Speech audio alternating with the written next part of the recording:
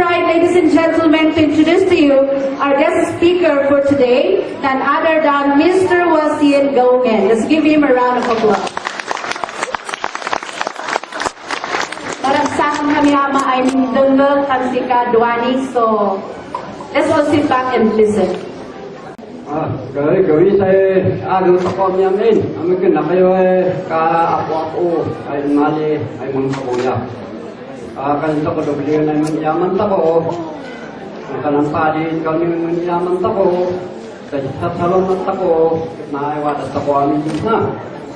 Yaman tako kinapo director ay pangwayan kay School of Sagada na in Maliana ay mang paragip kan kasin dimunmula bawala di isa ada na suplatan ng anak tako kapwa ko tako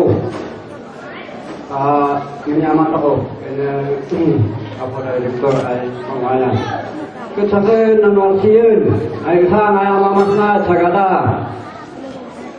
ay saken ng isang iman ay iban ng simani pupiyun saken ng inayagan na ay may ibuhol ay mag-isoro isnanikan dimunmura iskayo tayo nangililad ako lagong pasyat ako isang kahili why isnait Sagada nan mayat pailayon ay ano na imulmula ay kayo ay naida. Ket bagian lastog wa ay natakoy Sagada datako nan menadadalan nan nagtenatkeun ay lugar sa nabay imulmula. Tadi na talaga kagawin ko adi kakaan latanan pinuanin no squilite kasi adi ko bukudan digawin. Titiwasa ay madatakoy Sagada datakunan mangirog di amin ay organisasyon. Wala rin ito ko rin ng sa lugar. Datakoy Sagada kayo na kaniga minadadalan na isa dapay yung program. Ada kanduan ta ispikal ko na gusto ay amok laen. By iskasin why kami laun ngum nanam amami leidanan ng istorya ay kananda maiwun na yung mulai kayu sa may kasapulan ni kayu kasin matatalakan din bubun panaw tayo jalan may yatap isnan naay pagpaguri tayo ngayon matasapoy sisingit kasi isu nga paulaen ken nagida panaw bubun jalaen nanay ayuan anda ay jalan mausal isnan masapo ay pagpaguri nuna ada nangangato ay bilik ay pakanti ay kay kaumaan dahil na muna ay katagon di School of Sagada ubi so nga janan dinalusan na naida ay School of Sagada ng misyon na simsimpay na natasidig ay bilik minuan na isang sasyanan tagapuan di katagon ni Pugaw. Wala na munmulaan pagay padok ng manmano. Ay manmano, ubi nga talaga ulay sa maulong amin. Dahil sa makabulan, makalaman kami na po talaga ay ubi ng kankanini ay bindigat. Kasi ano nga, isulong kayat ng kabunyan, nasarot ako.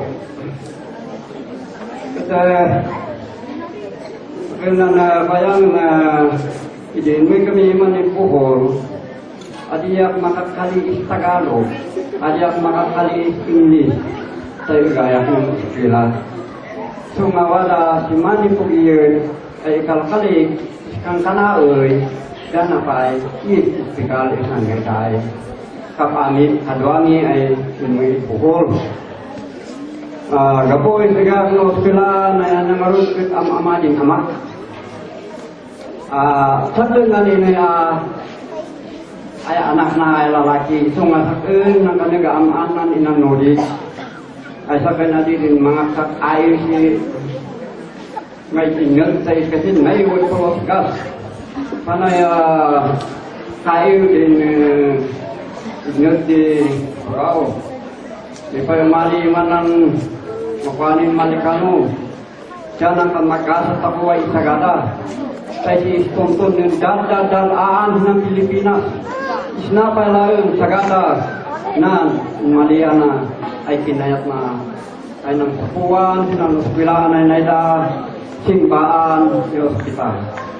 Kasi isna ng katalayan yung ospilanik kasi gusto maulay na yung kaya ni Kalinga isnada ay mag-ospilay. Sukot pa na naay ay nangalpasan ng gubat. Sabi ng ginmagitan ng ipugaw ay munmula tayo ng duwid ay naumuma kitang nalo ay adida ituloy tayo maaramin ng kalsa wadandaanin ni ipugaw ay manaoy isnan isukapay ay magkatagon ng Sagada. Diyan ang nakamula namin ng bilbiligay na iragat gusto ng kalambay niyo ikaw ni ay wala ng bilbiligay sana nakalipaw may uwit tayo isa sa kasing wala na na isa ganun ospilanan na may ispilin na kalpari sinyoda din sa babatit lang nga mula sa gani sa kamanay na yunan at na yung sa takupay lang na wala ng naila ay tayo talaga ay tentu dia mamay kasi masapol ay magmula ka iskayo masapol ay may uwid magsugsugod may mapupos ng bilig tapos na siya di tumupula ng kayo kasi dakil di postas di manapag kasi di porsal na yung nailado ka ng pors ng bilig mapostas yung utang ay baoy ngumidoanin kamu pa nyakit dia oleh nan kaum mami tidi kanan dan gobyerno na ay day kayo ay bunuh kami ako yung umala kayo tang kayo umula ngum na kami tidi umugyat kami sa kanan ni ay pa mo kami alayon nan bunuh ni gobyerno ta imulami sa kanan ko kwada tayo day dan nagakwana iso nga ano san ni kayo tayo umalay ng dusa saya pun tumungkuko ng kayo ay juta. Kami guys ng gimata at awitin mi ng kami mula. Pwede din na mula na naidaya nangangato ay pilig. At gayon kayo mula amin ng kayo na. Ado ng kayo ay magigat ay tumungkuko. So nga na iningkan layo na ng super personay kasi maaminaw mili. No ada po, mami no mili ayun mangdep saya sana mangdalaon mangola. Wala na kalipaw ay naan hingga na ay pinakaanda ng sana day talaon ay nuwang bakay sa isapay tumubo ng kayway sana daw. At pag-aabuban sa kasi atong sa mayroon kagapan ni sidan di pugaw.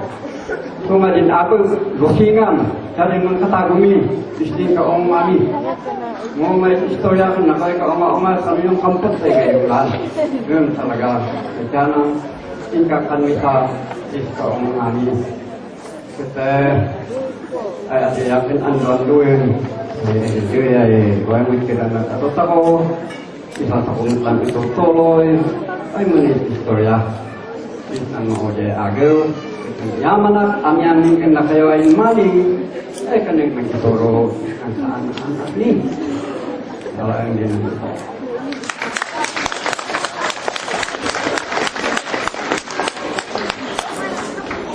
for the understanding or for the sake of our foreign visitors, the message will be translated to English by Ms. Raquel. This is Raquel Kili. Followed by the presentation of the certificates to our guests.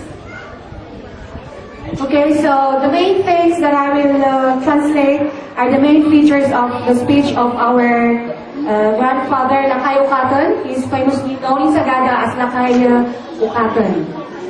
Before the Second World War, mountains near the villages, kamote, or what we call as ube for some, was the dominant crop as they were the staple on our forefathers' table.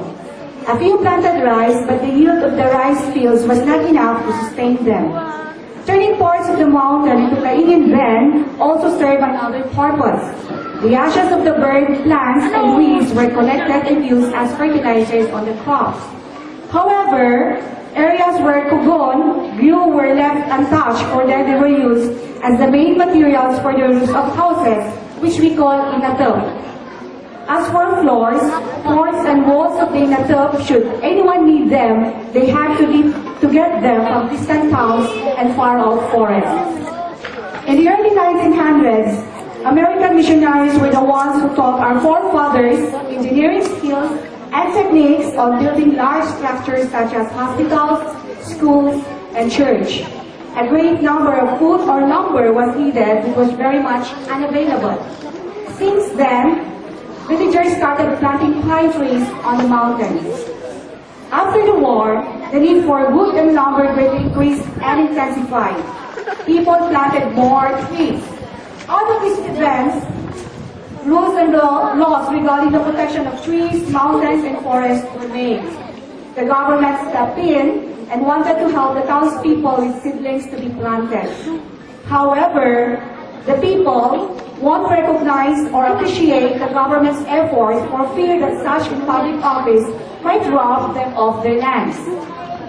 Thus, in the 1960s, when the first original trees planted matured, some observations taught the residents that pine trees grow well in high altitude places. They grow well in freshly burned grounds. Trees easily multiply on vacant lots, and trees should be gradually decreased to make room for the younger ones to grow. Thus, a law or rule that animals such as cows and carabao shouldn't be left to graze on grounds where seedlings were planted and growing until they are strong enough to withstand grazing animals. Thank you.